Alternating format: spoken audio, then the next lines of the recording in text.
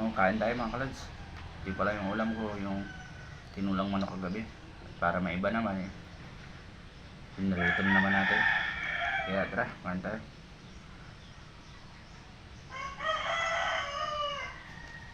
Iba pala boses natin yan kasi may sama-samang panahon, pababago-bago. Kaya ito, may sipon tayo tsaka ubo. Yun lang, babago yung boses.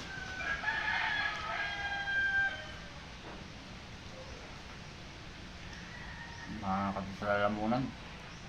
Tapos mano sa pati sa ilong. Gawa ng bago yung klima ng panahon.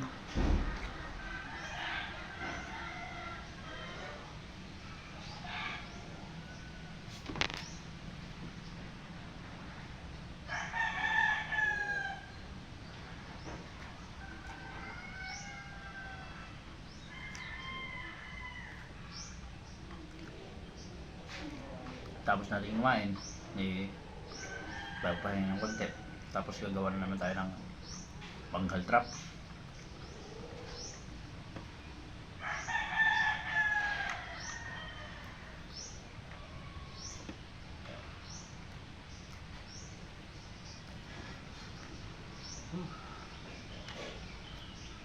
Habo pa.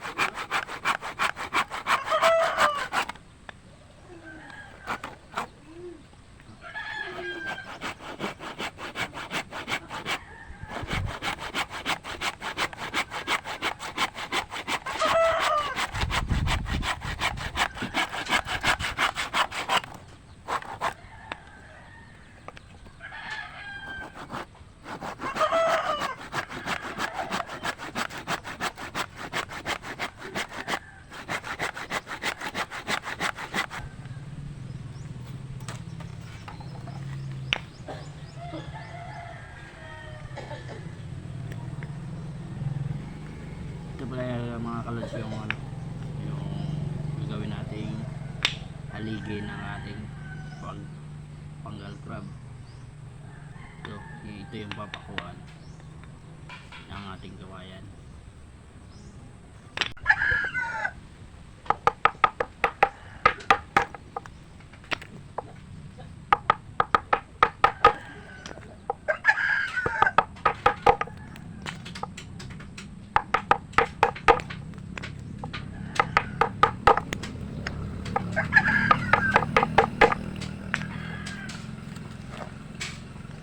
Hinati-hati ko siya mga kalods kasi para hindi siya malaki, kasi masugwa naman pag sobrang lumaki yung ganung kalapad.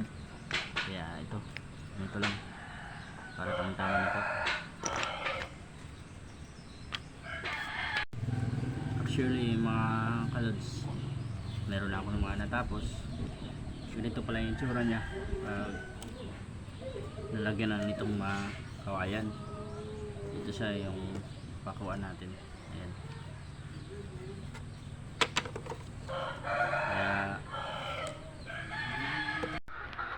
Tsaka ito yung itsura mga kalods ng itsura ng pag may lambat na.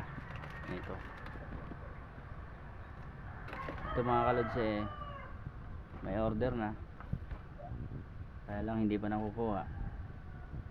Siguro wala pang mapagkargahan, kaya hindi niya muna kinukuha. So yan po lamang mga kalods. Maraming salamat sa panonood. Bye bye.